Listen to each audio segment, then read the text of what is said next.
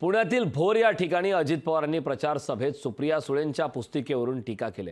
त्यांच्या या टीकेवरून भावा बहिणीतला वाद हा पुन्हा रंगू लागलाय।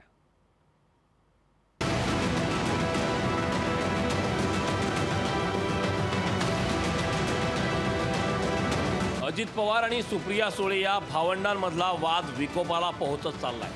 सुप्रिया सुळेंनी छापलेल्या पुस्तिकेतली कामं आपली असल्याचा आरोप अजित पवारांनी केला।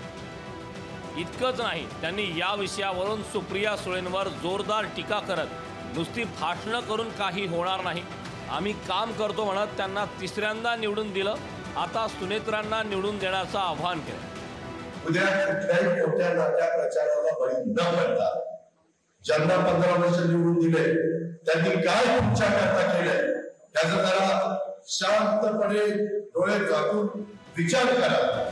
त्यांच्या या वक्तव्यावर राष्ट्रवादी शरद पवार पक्षाकडून थेट सुप्रिया सुळेंनी प्रत्युत्तर दिले।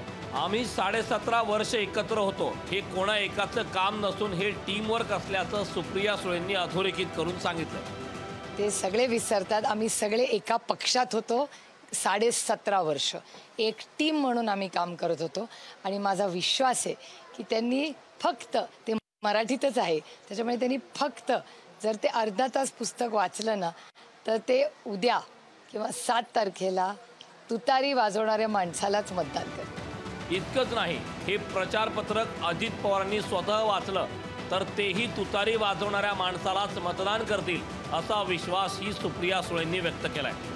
असं असलं तरीही प्रचारपत्रिकेतील कामाचं श्रेय थेट त्यांनी स्वतःकडे न घेता हे काम आम्ही एकत्र केलं असल्याचं अप्रत्यक्षपणे सांगितलं।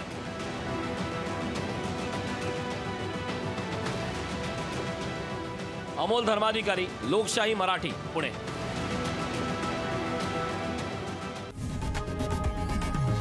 लोकशाही मराठी ऐका, पहा, जागरूक रहा।